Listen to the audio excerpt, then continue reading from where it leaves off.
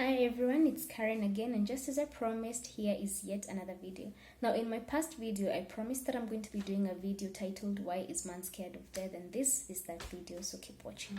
Now, I'm going to start by asking you a simple question. Are you afraid of dying? Are you afraid of death?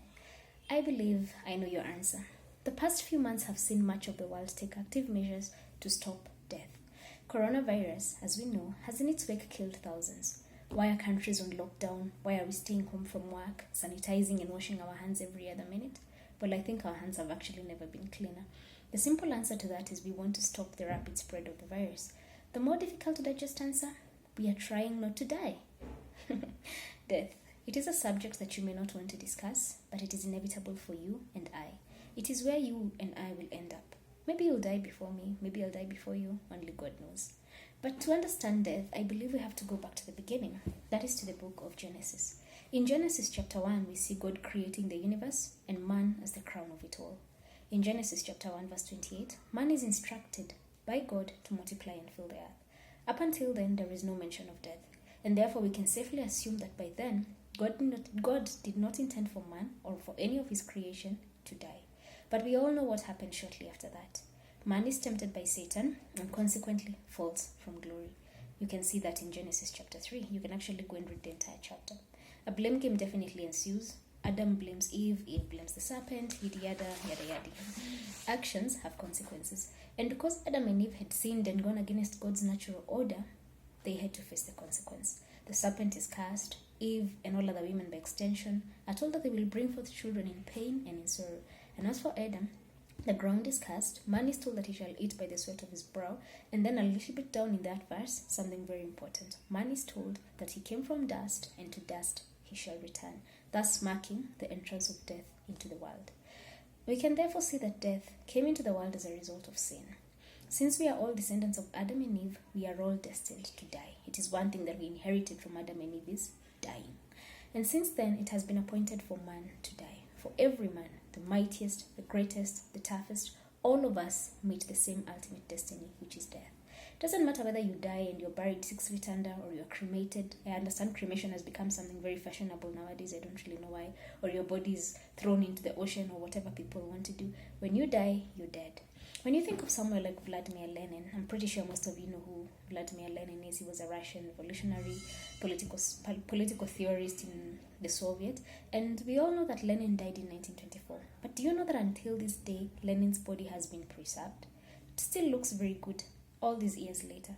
But my point is, even if his body is preserved, the guy is still dead. Even if he's been preserved and they're spending thousands of dollars annually to preserve his body, he's still as dead as the next man.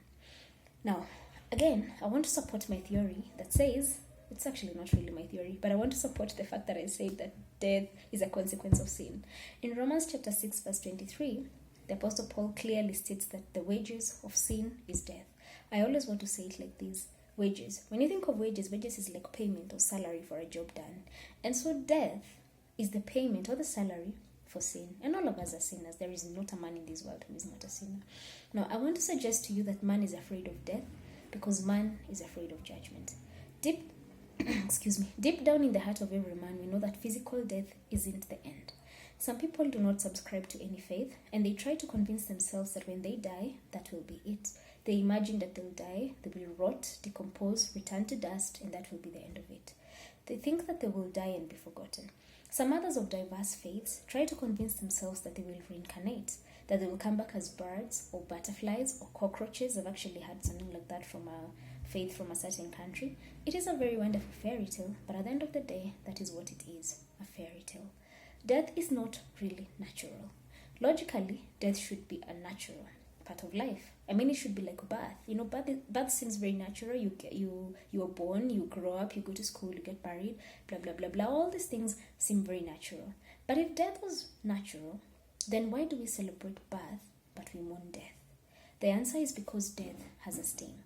In the Bible, in 1 Corinthians chapter 15, verse 56, the Bible says that the sting of death is sin, and the power of sin is the law. Now, we are going to be analyzing what that statement means in another video, but not in this video. Death stings us because it is caused by sin. As I said earlier, man is afraid of death because man is afraid of judgment. In our natural world, we are naturally afraid of doing things like murdering, stealing, basically committing crimes, because we are afraid we're going to get caught, we're going to be taken to a court of law, and we will be judged by the law of the land, and the judge or the magistrate is going to mete out a punishment in accordance to the law. In the same way, we know that we have sinned against God, and all of us will be required to stand before Him in judgment, just as we would before a judge or a magistrate here on earth. You do not have to be a Christian to know what is right or wrong. Everyone has a conscience, Christian or not, and it is that conscience that convicts you of what is wrong or what is right. You could visit the uncontacted tribes deep in the Amazonian forest who have not been contacted by civilization or Christianity for that matter, but they still know the difference between wrong and right. You could travel back in time to the days of your forefathers who were not reached by Christianity by that time, and you will find them offering sacrifices as an atonement for sin, because even back then, their conscience still told them the wrong from the right. Hebrew 9:27 says this: Man is appointed to die once, and after that he will face judgment. That is the destiny of each and every man and every woman. When you die and find yourself before the judgment throne of God, who is the righteous judge, you will have to give an account for your life. So that brings me to the end of this video, and I believe that I have explained in a very simple statement why man is afraid of death. In essence, I'm going to recapitulate that statement again for your memory's sake. Man is afraid of death because man is afraid of judgment. I'm going to be doing another follow-up video after this, in which we're going to be looking deeper at what is this sin, because sin is a very broad term. So what is sin before the eyes of God? That will be our next video. Hope you enjoyed this one. Stay tuned, keep safe, follow the government directives, and just enjoy. Don't let fear overtake you. Thank you very much for watching, and see you again soon. God bless you.